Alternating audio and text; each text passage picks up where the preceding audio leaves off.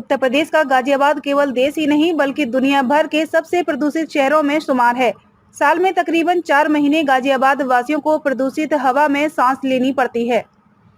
प्रदूषण के पीछे कोई और नहीं बल्कि हम ही जिम्मेदार हैं। प्रदूषण को लेकर सरकार तमाम कवायदें तो करती है, लेकिन यह सब कवायदें जब तक कारगर साबित नहीं हो सकती, जब तक एक एक व्यक्ति इसमें अपना योगदान ना करे। पर्यावरण संरक्षण को लेकर गाजियाबाद पेरेंट्स एसोसिएशन द्वारा एक शानदार पहल की गई। गाजियाबाद पेरेंट्स एसोसिएशन द्वारा बुक एक्सचेंज प्रोग्राम चलाए जा रहे हैं, जिसके तहत छात्र छात्राएं अपनी किताबों को बदल सकते हैं। उदाहरण के तौर पर यदि आपने 8वीं कक्षा पास की है तो आप 8वीं कक्षा की इस्तेमाल की हुई किताबें देकर 9वीं कक्षा की किताबें ले सकते हैं। गाजियाबाद पेरेंट्स एसोसिएशन के पदाधिकारियों के मुताबिक बीते कई सालों से एसोसिएशन द्वारा एक्सचेंज प्रोग्राम चलाए जा रहे हैं। हर साल एक्सचेंज प्रोग्राम के तकरीबन 10 से 15 हजार अभिभावकों को फायदा पहुंचा है, लेकिन इस साल एसोसिएशन द्वारा तकरीबन 1 लाख अभिभावकों को एक्सचेंज प्रोग्राम का फायदा पहुंचाने का लक्ष्य रखा गया है। पदाधिकारियों के मुताबिक औसतन एक कक्षा में 10 किताबें इस्तेमाल होती हैं।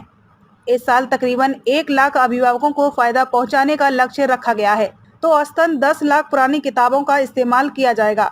इससे बड़े स्तर पर पर्यावरण संरक्षण हो पाएगा। गाजियाबाद से फुरकान मलिक की रिपोर्ट। मेरा नाम अनिल सिंह है, मैं सचिव हूँ गाजियाबाद पेरेंट एसोसिएशन का।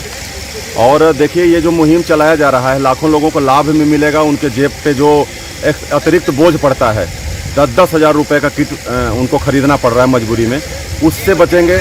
और दूसरा, गाजियाबाद के बारे में लोग जानते हैं कि पर्यावरण के मामले में बहुत प्रदूषण वाला शहर है, तो उसको कहीं ना कहीं लाभ मिलेगा कि ये पेड़ नहीं कटेंगे, क्योंकि कई लाख बच्चे गाजियाबाद शहर में पढ़ते हैं। अगर हर साल सेट बदल करके स्कूल मजबूर करेगा कि नई किताबें खरीदनी है, तो उसके लिए कितने पेड़ों को न जाने काटना पड़ेगा, तो पर्यावरण पे सबसे ज़्यादा इफेक्ट पड़ेगा।